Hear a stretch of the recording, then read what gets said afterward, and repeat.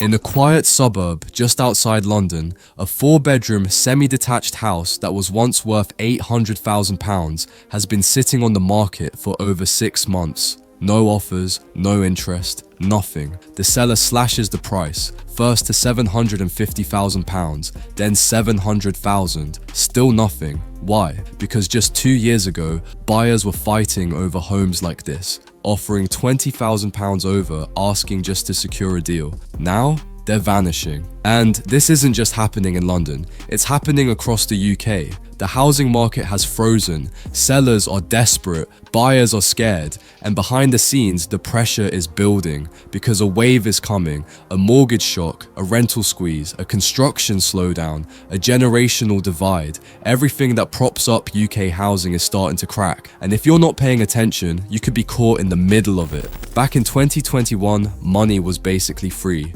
Interest rates were at historic lows, hovering around 1%. Lenders were practically begging people to take out loans, so millions of homeowners locked in cheap fixed-rate mortgages, some at 1%, some at 2%. But here's what no one's talking about. Those deals are ending. Over the next 24 months, more than 1 million households will come off those low fixed-rate deals, and when they do, their monthly payments will skyrocket. Let's say you borrowed £300,000 at a 2% rate. That's about £1,270 per month. Now that rate jumps to 5.5%. Your payment becomes £1,710 per month. That's over £5,000 more per year. For someone already stretched, it's a disaster. And it's not just new homeowners. People who bought 5 or even 10 years ago are being hit too. Because as these old deals expire, lenders are offering much higher rates and fewer options. Even those trying to remortgage are finding out they no longer pass affordability checks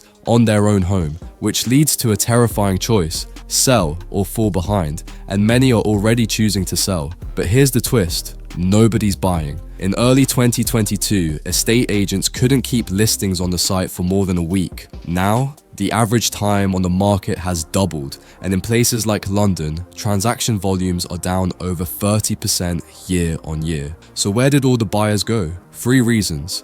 First, interest rates. Second, affordability. Third, fear. Let's start with interest rates. With the average mortgage now sitting between 5 and 6%, the cost to borrow has nearly doubled since 2021. What used to be a £1,000 per month mortgage on a modest flat is now pushing £1,500 or more. That's a £500 per month difference, and for many, that wipes out their deposit saving ability entirely. Now, let's talk affordability. The average UK house price is around £280,000. The average salary, about £32,000. That's a price to income ratio of nearly 9:1. And in London, it's worse. In some boroughs, the ratio is 15:1. Now add fear. The cost of living crisis has people holding on to cash. Energy bills, food prices, petrol, it's all higher, and no one wants to commit to a 30-year mortgage if they think prices might fall, which creates a stalemate. Sellers want yesterday's prices, buyers want tomorrow's bargains, and in the middle, a frozen market. Okay, so if people aren't buying, where are they going? Well, they're renting, or trying to. But here's where things get scary, because the rental market is collapsing under pressure too. Between 2020 and 2025, more than 40% of landlords have either sold their properties or plan to do so. Why? Because it no longer adds up. Rents are capped. Regulations are tightening, tax benefits have been stripped, and mortgage costs have soared, so landlords are leaving, and tenants are stuck fighting for fewer and fewer homes. In London, some flats are receiving 50 inquiries in a single day. Bidding wars have broken out on rentals. In Manchester, a 2-bedroom flat that used to cost £900 per month is now listed at £1,250 per month. That's an increase of over 40% in 2 years. And there's no sign of relief. As more landlords exit the market,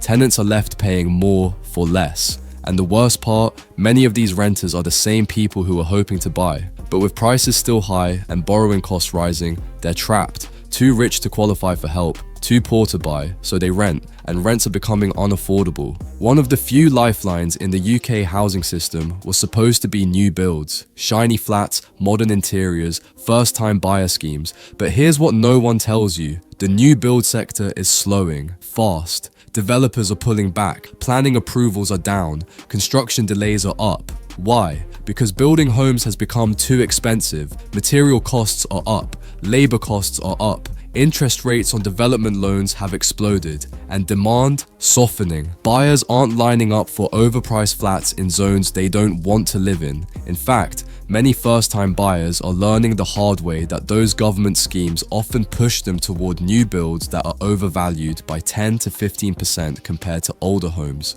So when they go to sell, they lose money, which is why, despite the so-called housing shortage, many developers are hitting pause. Fewer new homes mean even more pressure on the existing stock. And that brings us to the next problem. We keep hearing, we need to build more homes. And that's true, but the deeper problem isn't just how many homes we build, it's what kind. Because the homes being built right now, they're not affordable. Not for the average buyer, not even for many renters. Instead, we're seeing a rise in luxury flats, investor-friendly developments, and properties aimed at foreign buyers. Meanwhile, the kinds of homes families actually need, 2 or 3 bed houses near schools and transport, aren't being built at scale. So yes, supply is up in certain sectors, but the right kind of supply, still missing. And with government funding stretched and local councils under pressure, there's little incentive to fix it, which means the supply illusion continues and the crisis deepens. Let's zoom out, because beneath all of this lies a growing divide,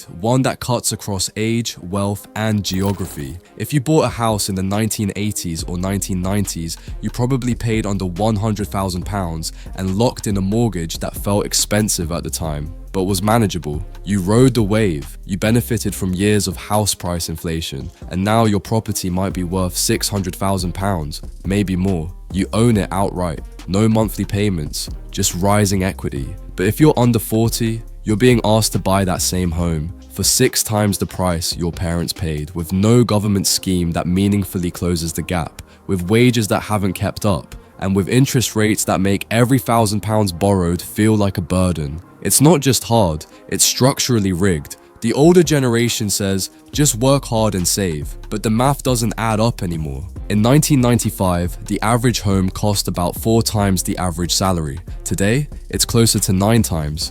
In London, that number rises to 12, sometimes 15 times. To afford a 2-bedroom flat in outer London, you'd need a household income of nearly £70,000 and a deposit of £50,000. That's not middle class anymore. That's elite. And while some younger buyers do have help, from parents, from inheritance, that only widens the gap. Because now, the key to buying a home isn't hard work, it's who your parents are. If they own property, you'll probably be okay. If they don't, you're on your own. And that's where the real danger lies. Because housing has become more than shelter, it's the dividing line between generations. Between those who are climbing and those who are stuck at the bottom of the ladder. Between those who see property as an investment and those who see it as a dream slipping away. And this divide doesn't just exist between individuals, it exists geographically too. In parts of the North and Midlands, homes are still relatively affordable. You can find a decent terrace house for £160,000 in cities like Leeds or Nottingham. But in the South, that same house will cost you £450,000 or more.